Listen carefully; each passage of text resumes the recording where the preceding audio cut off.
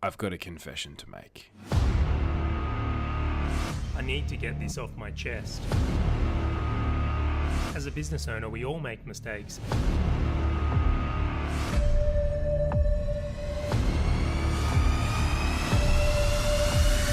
I've got to confess.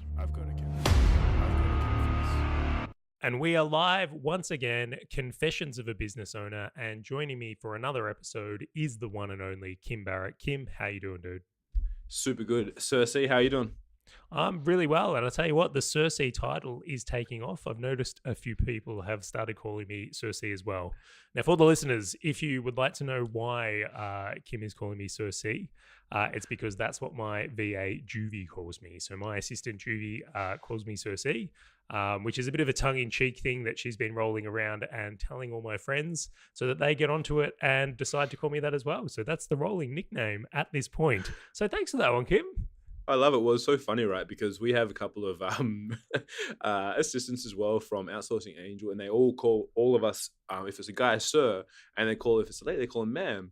So like Christy, our GM, is like all day today, I've just been like, yes, ma'am, Christy, is like the only way that I refer to her the whole day, just for a bit of fun. I love it. So good. They're so like literally all the team are so polite and just like careful with the way that they address you. I just love it. It's hilarious. Ooh, do you know what? That does light me up a little bit on the inside, because that is something that we take very seriously. Is like, it's in a part of the team culture and everything, is how our virtual assistants and virtual staff members and virtual team communicate with clients. And it's funny that even little things like that, like calling everyone sir or ma'am, and then the please and thank you, like just what a level of professionalism it adds to the way they do their work. So it's like I'm lighting up a little bit on the inside going, yes, nailed. Love it. Now, dude, we're going to lead off from here, a little bit from there. Now, we're talking about a really important topic today about why you should close down your business or even quit your job if you're still in a job at this point. Now, we're going to put a disclaimer in that we will not be... will not be held responsible for anyone that listens to this episode and does close down a business or does quit a job. But there might be many really good reasons in this episode to why you probably should. So that is the warning and disclaimer at the start of this episode. But before we get into that, Kim, I know you've been doing a lot on webinars recently, and I thought we should bring this into the discussion because we had a good laugh before. How are the webinars going? Look, technically speaking, the webinar itself sucks still. I have not got one conversion on the webinar. And all I want to do is do a webinar and just see a little thing pop up that's like, bing, one sale. Now, don't get me wrong. We've made sales before, we've made sales after, but that little 1.5 hour period of time where I'm just sitting there dropping as much stuff as I can on people, overcoming objections for like 20 minutes, I'm not getting any sales on my webinar. So holistically, it's good. But every time I'm sitting there, I'm like, you guys, you even tell me that you want to do it and you're going to do it. Now wait there for 10 minutes. I'm overcoming another objection. They still haven't done it. I'm sitting there pulling my hair out. So it's like, we've got like today I had a couple, like just literally before we jumped on, like 1 or 2 sales came through. And I'm like, but why didn't you just buy when you're on the webinar? Like, why you wait till the next day? Like, I just want the little instant gratification of a sale on my webinar. That's all I want. Well, I'm even going to say it. All right, so in like, let's pretend I know you're a jiu-jitsu man or in any martial arts. You know how like you upgrade to a belt or you get a notch on a belt? I feel like a sale on a webinar in internet marketing land is a notch on the belt. Like I feel like this is something you have to conquer to be it's like the ultimate marketer skill set. This is one of the things you've got to tick off. So we can't be defeated at this point. This is something you must push through. No, it's like all those times, it's like, you beat people in training. You beat people in training all the time and you submit them, and then you get to the competition, and in the competition you get tapped out in the first match. Like, man, I flogged in competition. I beat, like in practice, I beat everyone. So that is still my hurdle, and I will make a sale on a webinar in the next 3 weeks. Before 30th of June, I will make a sale on a webinar. Run a webinar next Wednesday as well. I'm just doing them every single week until I get one. Well, guys, if you can get on and just buy something from Kim on a webinar, Please. I'm sure he'd greatly appreciate it. But it's good you hold to that. And I love that you're not giving it up and you're really being honest about how hard some of these things is. Because if you come on it, like if you go on Facebook right now and you're in internet marketer land, everyone will perceive, how easy it is to close on a webinar. And the reality is that some of these things can be very, very difficult. So I appreciate the honesty, and I can even say the same thing. I've never closed anyone on a webinar. Tried a few times, couldn't do it. No, and I feel like I'm halfway there.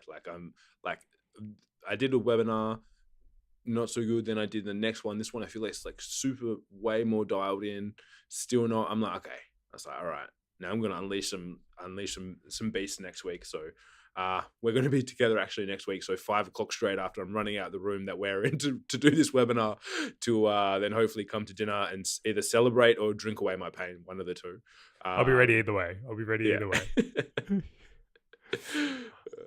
We'll look forward to an update on that. And I'll tell you what, after you do, and we announce it on the show, we should really go into it a little bit more and see what you changed to get that conversion. I think that would be really cool. Is there anything different you're trying?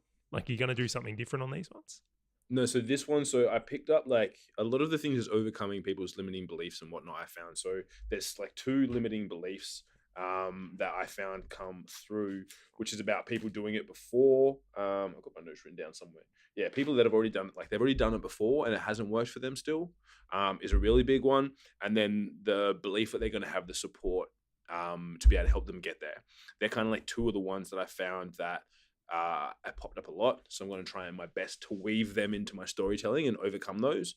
And then I decided to go see if I can do a crazier guarantee, because I have a guarantee in there, but I think I'm going to do like a double your money back guarantee. Ooh, good one. Yeah, so I'm going to see if that helps overcome the naysayers, see how it works. Excellent, dude. Well, I look forward to getting an update on that one, but we've got to dig into today's topic. Got to get this done.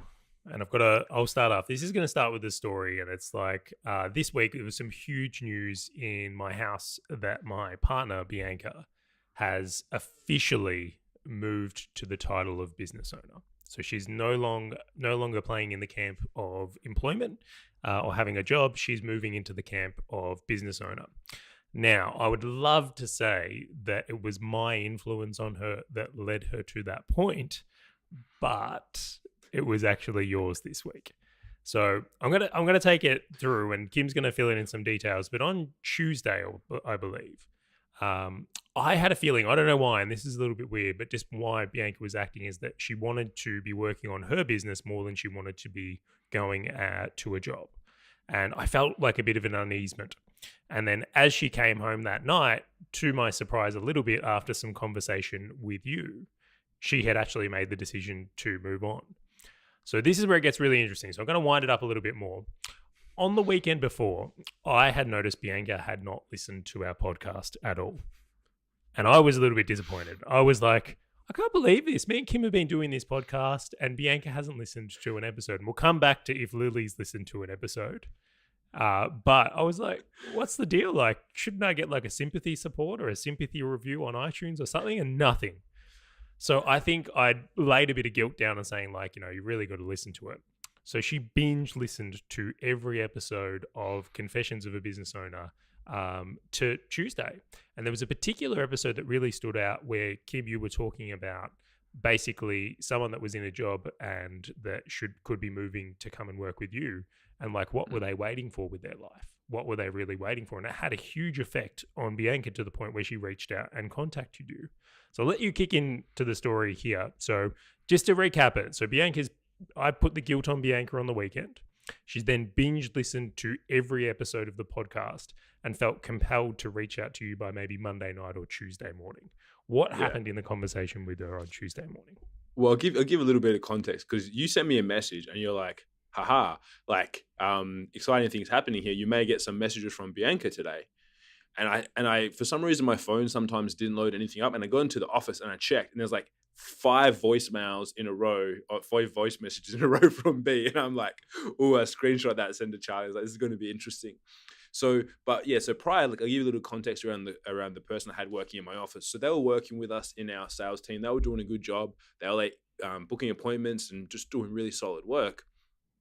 But I kept talking about like what their long-term goal was, and they're like, how can I step up and, like go into a senior sales role and stuff? And I was like, but hang on, tell me what your goal is. And then she told me, and I'm like, we don't do that.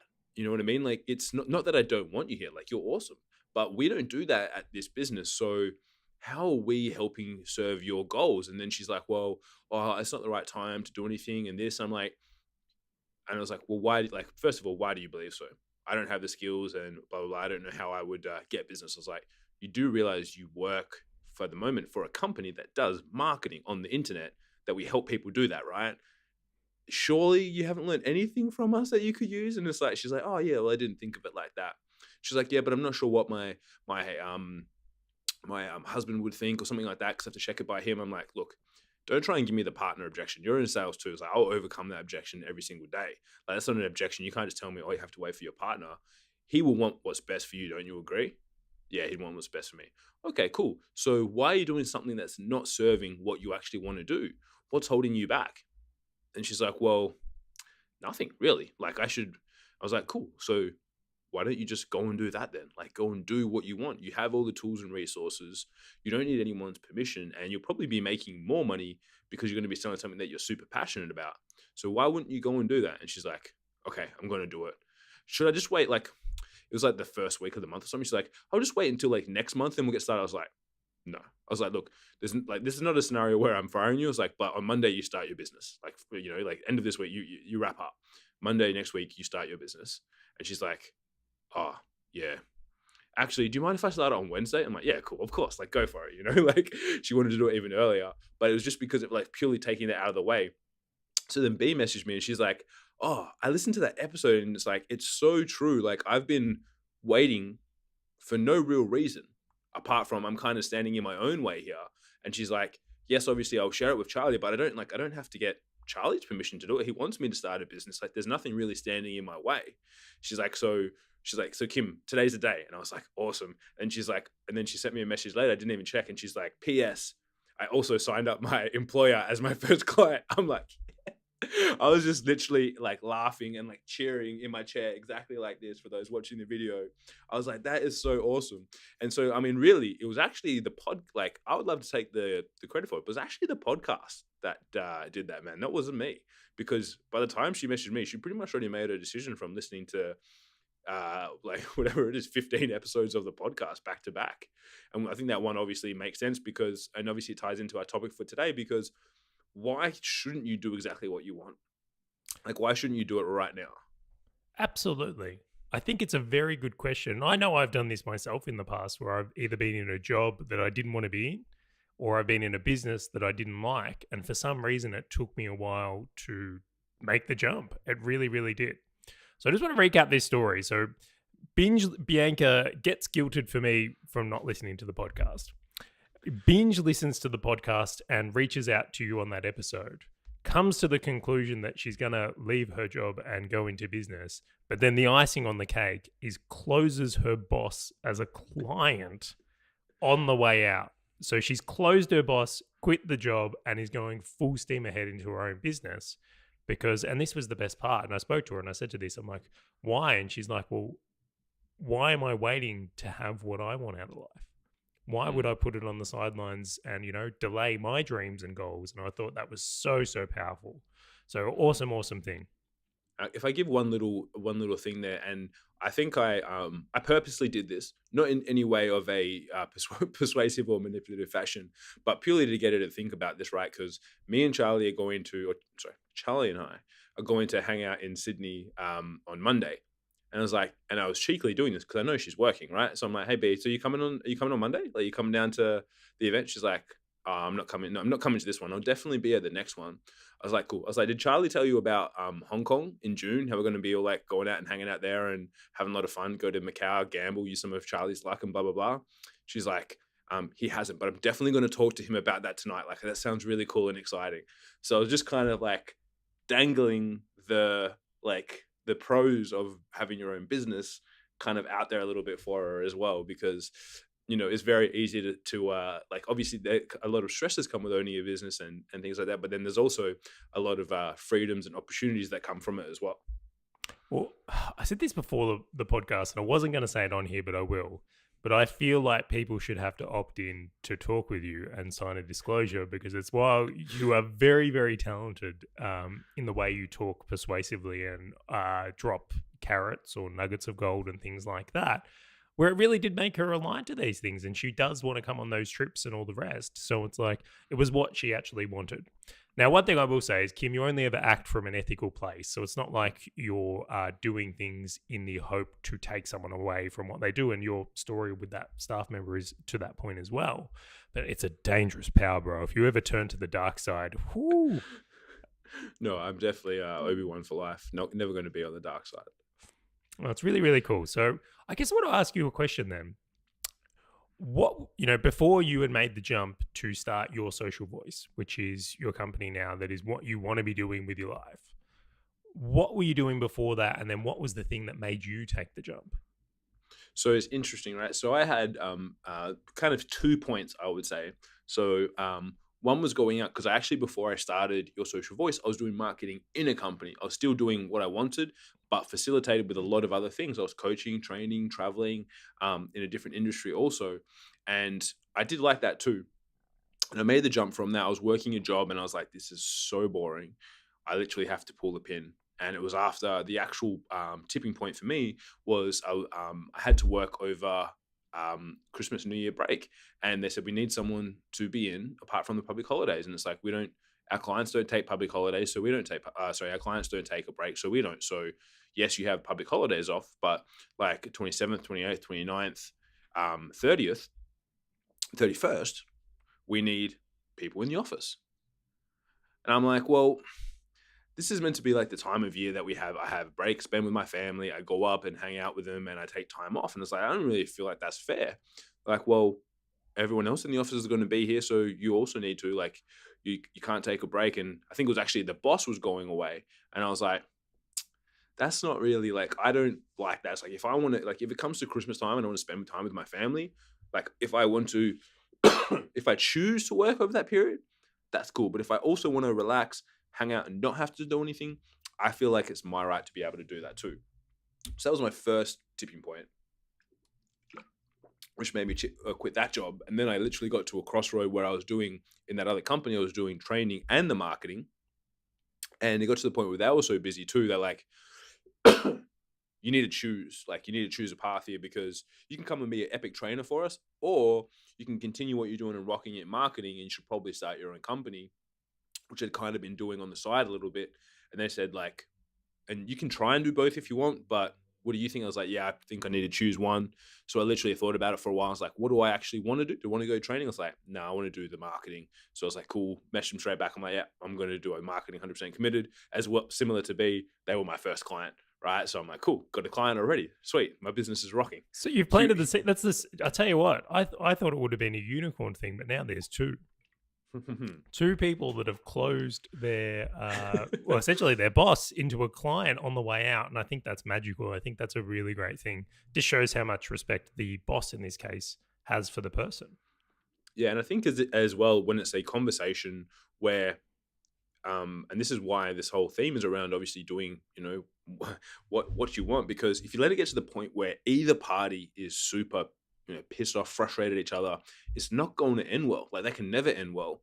Versus if you have a conversation early enough, it's like, hey, I'm feeling like this is what I want to do, that open communication.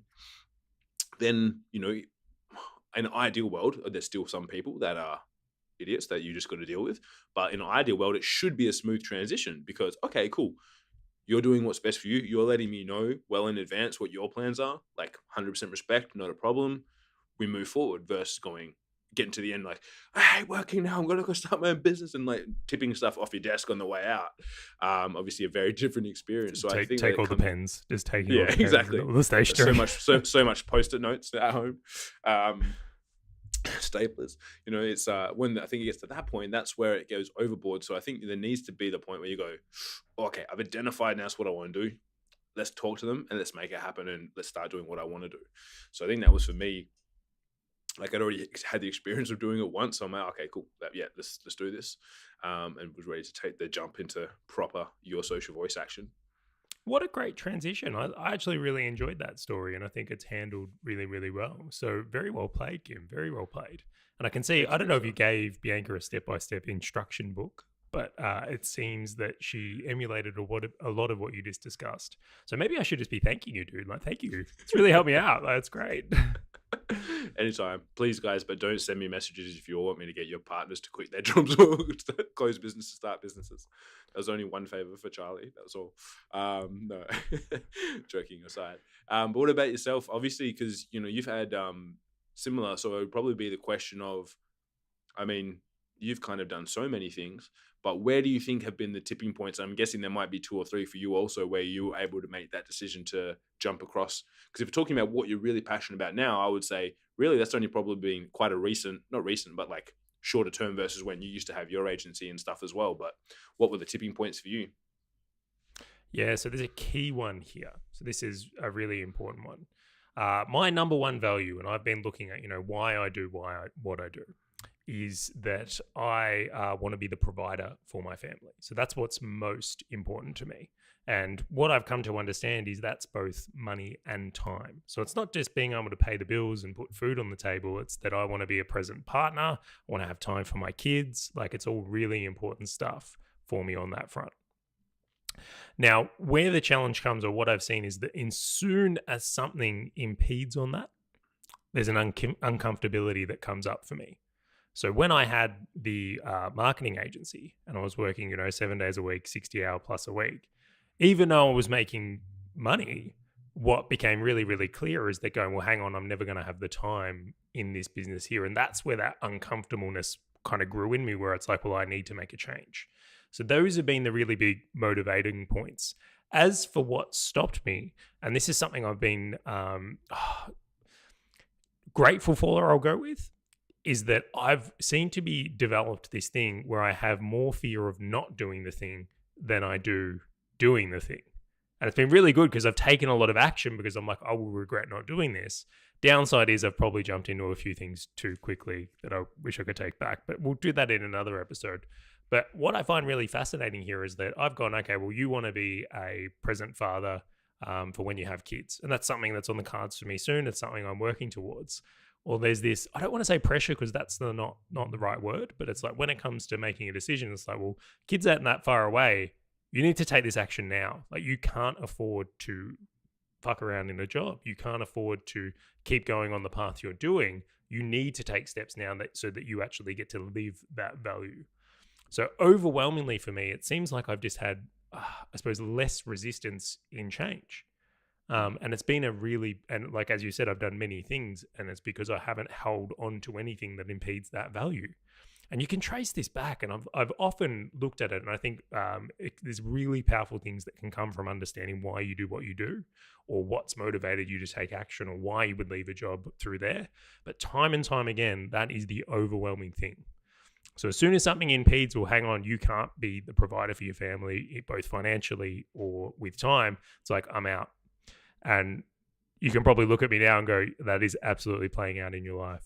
It's like you've made that an absolute priority. And that's what I aim for, is like, I'm very, very lucky. I have a very flexible, I'm only required very, very little hours per month for businesses. And I make that a key.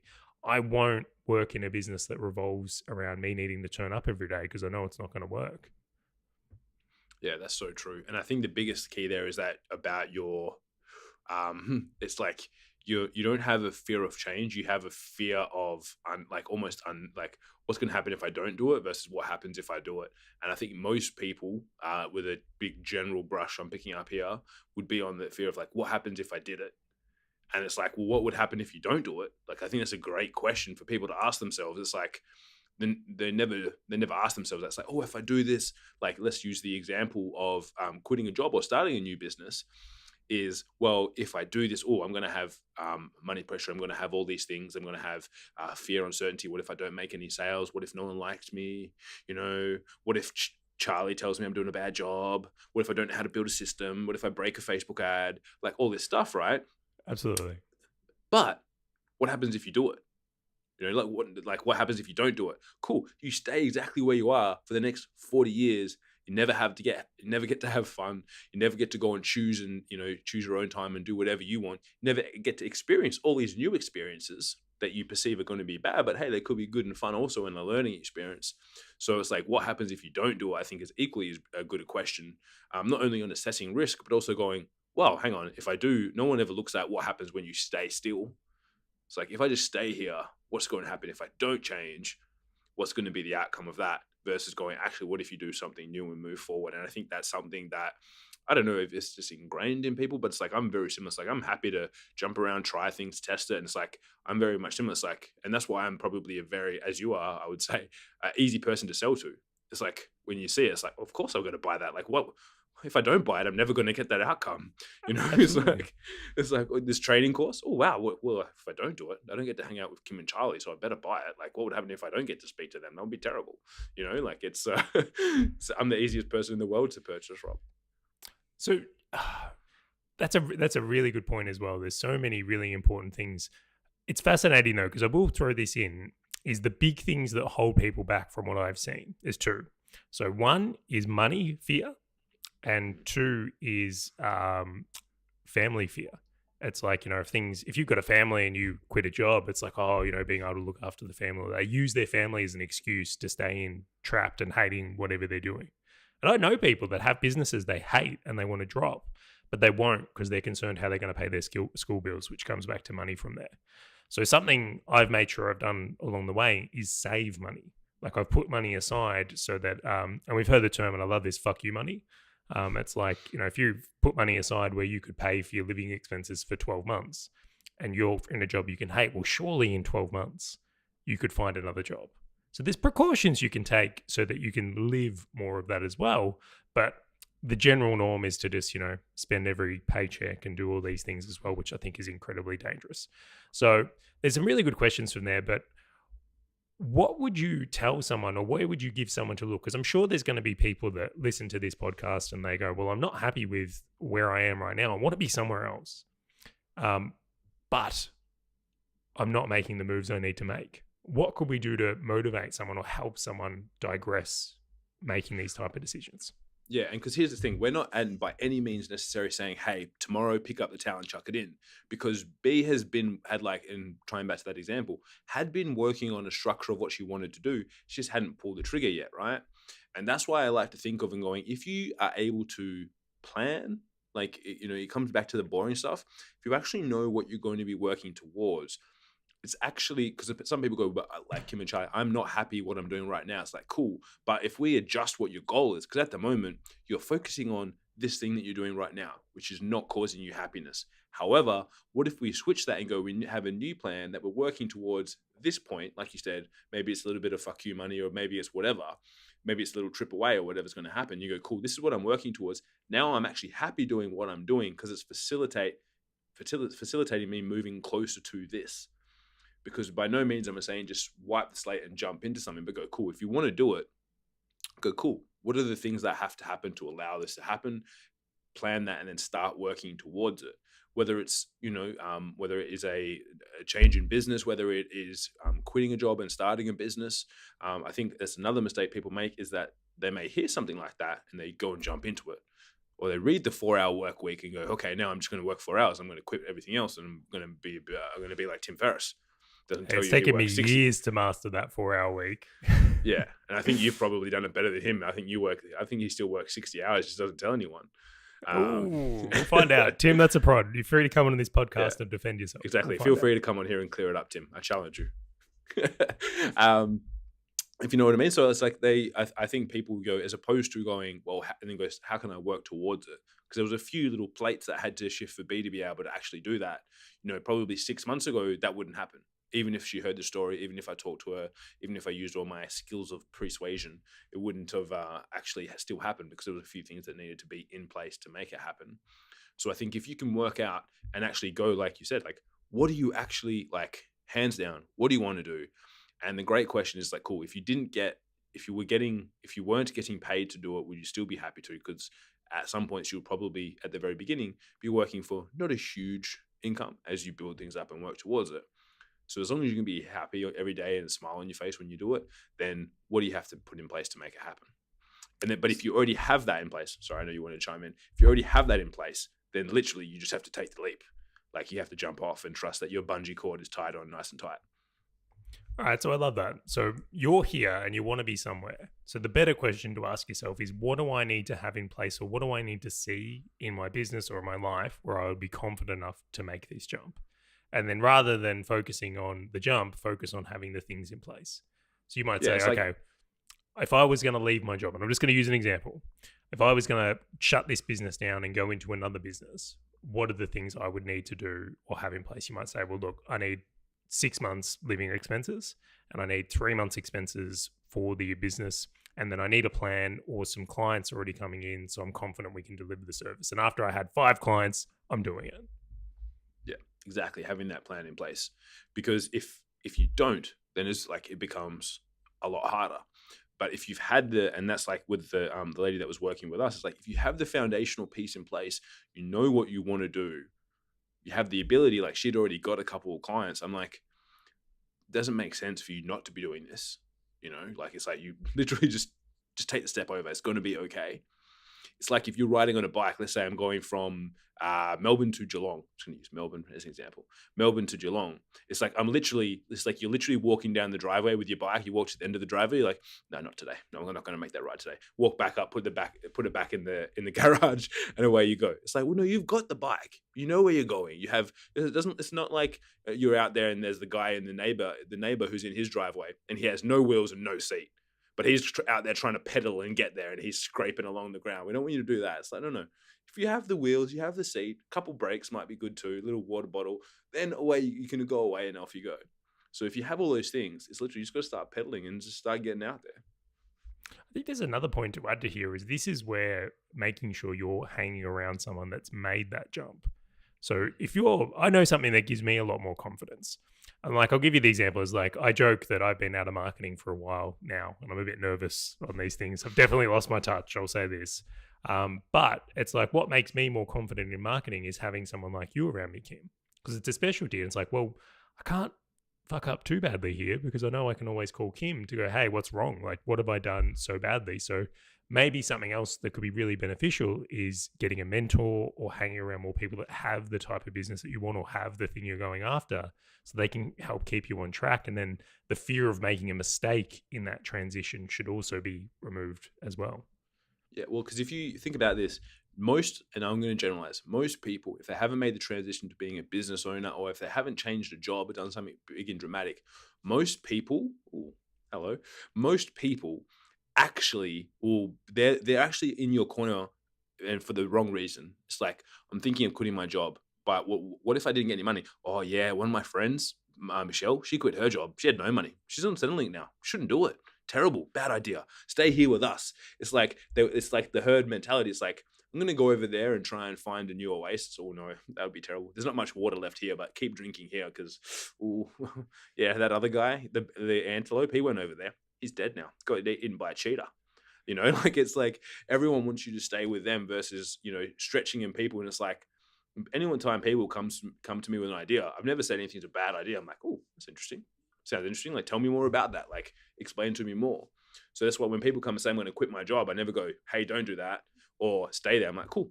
Why? Where you want to go? What's happening? Unless you have a group of people, like an association of people that you can reflect on and be around, it's very hard to do because you need to be people with that have a, and not to say that anyone has lower level thinking, but like an elevated version of thinking where they're a little bit more open-minded to the possibilities, because most people don't know what they don't know. So if you're speaking to people that aren't business owners and you say you want to transfer a business or you're going to quit your job and start a business, not to be rude to those people, but they don't know anything about business. They don't know what they don't know. They don't know the pitfalls. They don't know the opportunities. They don't know what could happen. So unless you're talking to people that have been able to do that and are a bit more open-minded and been there before, it's like, you don't know what you don't know either. You don't even know if it's possible. So that's why it's way better to have a group that you can facilitate and bounce these things off, or at least a good couple of people that are open-minded to different ideas, opportunities, and ways of thinking. Definitely. And we'll throw in a little shameless plug there for the association. If you're someone that wants to drink the Kool-Aid of people that are doing successful things in business and achieving things, so you want to upgrade the people you're hanging out and spending your time in, then you should definitely check out the association, because that's what we stand for. That, in all honesty, is one of the core values of the association, is making sure you're hanging around people that are achieving things and pushing past what you may perceive as possible at the moment. So shameless plug there, but we'll tie back in. And I've got a question. I've got a really important question on that point, Kim. Let me ask you this. We did an episode not long ago about if I lost it all and I had to start over again. what would we do? But this is more targeted at your belief. And I'm very curious how you're going to answer this. If you lost it all, do you believe in yourself that you could rebuild it? Yeah, 100%. Probably build it much better. as well. Zero doubt, and would do it better. So he's actually got the belief in it that if I did it again, I'd do it better. But do you know what's interesting? So do I. Yeah. It's something I really think is a critical factor in people that are willing to, I guess, take on risks or make decisions to move into other areas of business. It's like when you're in the job, if I lost the job, I would say, and I couldn't get another, like let's say I quit my job and I went into a business and the business didn't go well, I've got complete faith that I could get another job because I've met the general society and go, I smashed that. Ego much? It's a joke. But I do have faith that I could get another job. And it's like in my business, if I lost it all, just with the people that are around me in life at the moment, I know I could get another business going or start something possibly even better as discussed here, which again does take a lot of pressure off getting to places. Well, I think you have to have unrealistic belief, right? It's because most normal people, if they heard you saying what you think you could do, if someone said, Charlie, I'm going to bankrupt $1 million business that you have and start again, you go, yeah, cool, no dramas. Like, let's get going. Like, they'd be like, silly man. He doesn't know what he's talking about. He must be high on drugs. But, like that's not the case. And if you think about, I gave an example on this one, and I'll tie back into the webinar I talked about at the start. I was talking on the webinar, I was like, talking about Thomas Edison. It's like he didn't say that he failed to create a light bulb 1,000 times. He had like 1,000 prototypes before he invented the light bulb. He's like, I found 1,000 ways that didn't work, and then I created it. But all the time that he was doing it, you can guarantee there would be people going, that Thomas guy, what an idiot. It doesn't even work. And look at him, he's doing it again. And that's like the same as like my webinar. It's like, I know I am going to make a sale on a webinar. I'm going to do it, right? I found two ways to not sell on a webinar. Exactly. Is it 3? I'm on technically probably 4 now because I did 3 in one day. But I found 4 ways that don't work to sell on webinars. So I'm just going to keep going until, and I believe that I will get there because I know that what I do is good, and I know that I can convince people of things, and I can convey that goodness. So it's like I've just got to work out how to do it, and when I do, then it's going to be off to the races. But I believe that it will happen. Like every time they're like, even the guys that like the office, they message me after like, "How'd you go?" I'm like, "No sales," and they're like, "Really?" I'm like, "No sales." I was like, "But I'm gonna get it." And it was like I actually did I did an interview yesterday, Arvo. And the guy's asking me about webinars. And I was like, man, I'm doing a webinar tonight. So far, my conversion rate on webinar is 0. I was like, otherwise, $1 in, $4.22 out, which is great, but not on a webinar. He's like, man, I feel like tonight's going to be a night. I'm like, yeah, me too. He messaged me last night. He's like, how'd you go? I was like, man, you jinxed me. I was like, I didn't get it. You jinxed me, man. You said I was going to get 3. I got 0 again. Oh, dude, that is so but I will funny. get there. I believe it. I do think it's funny that you're actually profitable around the webinar, but not on it. But just to that point there on Thomas Edison, surely he had some doubt after 500. Like even after 750, like I got to commend the guy and give him massive amounts of respect on just the perseverance. I think it's phenomenal. Yeah, and that's where I think that's why I always say that I think business owners and entrepreneurs, like you got to be a little bit crazy for some of the things that you believe. You know what I mean? It's like, like if you asked a bunch of school kids, even though they have like crazy beliefs, they'd be like, so I believe in Santa Claus, but no, you're not going to invent a light bulb, buddy. All right. It's like, yes, the Easter Bunny is real, but I don't think you're going to create electricity. Like I think it's sometimes a far stretch of the imagination, but that's what you need. And there's a great Will Smith video where he's like, they talk about being realistic. And he's like, it's unrealistic that you could get a piece of sheet metal, wrap it around in a cylinder and fly it over an ocean. That's unrealistic. So he's like, why are we trying to be realistic with things when everything that we've done and achieved has been unrealistic in the history of the world? Oh, dude, the best example of this is mobile phones. Like, can you imagine being the dude that was sitting there going, guys, I'm going to make a way that you can talk to anyone in the world without like no connection. Like it's going to be like invisible shit going on where you can speak to another human being on the other side of the world instantly. Yeah. Madness. But yeah, we've done it. Yeah. I mean, some people don't even believe it. I mean, don't get me started on some of the funny things I'm seeing come out of the Facebook inquiry at the moment. It's like, but how do you run a business with you don't charge people? Well, Senator, we run ads. I mean, come on. That's a slight dig for another day that we can talk about that, I'm sure. But it's hilarious. It's one of the funniest things I've ever seen. I must admit, this whole Facebook inquiry, I have my concerns on the thinking level of this world in general. Because, like, the simple thing is, if you don't like Facebook, guess what? Leave. Yeah, don't use it. You don't have to use it. You have signed up. Like, everything has been there for you to look into if you should so choose. So I really do feel for Mark Zuckerberg here, because, like, he's being asked to accommodate because people won't read or won't look at these things, and he's have to make a more idiot-proof product rather than us not be idiots. Yeah, but I don't think he's going to succeed, considering the amount of stuff I'm hearing from the official government representatives of the United States, and questions are asking about when they send emails inside of WhatsApp. If like so, just for anyone referencing this, I'll come back and I'll do that. Is one in the Facebook inquiry that's going on at the moment. So the US Senate, I believe, or the US government is inquiring into some of the behaviors of Facebook. Now, first off, I can understand Facebook is a technology that can be more difficult to wrap your head around. I understand technology can move very quickly, and there's things that do happen on Facebook which are possibly questionable. But I would think that as a government, maybe the people you would want to get asking the questions, you would want to be well informed. Just straight up, just going to put that out there. But this senator had asked if he's using WhatsApp to message another friend, if Facebook could then use that data to target people on Facebook. And you know what? I was cool with him asking the question once, but he asked that question 4 times and didn't actually believe to understand that, and couldn't comprehend that Facebook and WhatsApp weren't necessarily the same thing. But the biggest thing is, he said, when I send an email through WhatsApp, email and WhatsApp is 2 different things. We'll put it on the line, put it on photogram on the line. And if I do that, can you use my photos? I felt like I was watching The Intern. Well, I mean, I don't want to do this to you, Kim, but I did think, wouldn't it be fascinating if Zuckerberg just shut it down? Just went, you know what?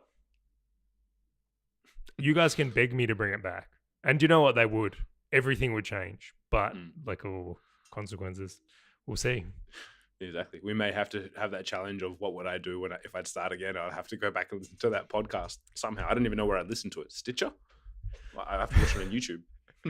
Well, this is one of the reasons we do not just post episodes of the podcast on Facebook, is we do not like the concentration risk. So there'll be still plenty of options with YouTube, iTunes, Stitcher, Overcast. We're on a whole bunch of places, Kim.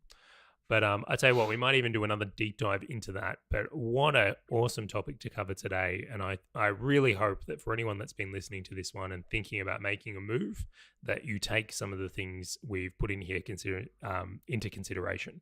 Like, I do not like the idea of anyone out there in a business suffering and wishing they were doing something else. Like, I want them to do something else. And at the same time, anyone who's listening that might be in a career or a job that's hating it and wants to be in a business or wants to be in another job, I hope you can take some of these things into consideration so that you can get yourself into a position where you can do what you want with your life. Like, it's what life is for. Please don't leave it on the sidelines, wasting away. I hope this empowers you to consider some of these things. Do you want to leave with any final thoughts here? I think that's it. As we said, if you need a plan, get the plan. If you've got the plan, take the leap. Do it. So let's wrap it on that one. Do it. Preface and disclaimer, we will not be held responsible for anyone that quits any jobs or shuts down any businesses, but look after yourself, guys, and enjoy and make the most out of life. So that's it for this episode. Thank you so much for joining me, Kim Barrett. Till next time, catch you later, guys.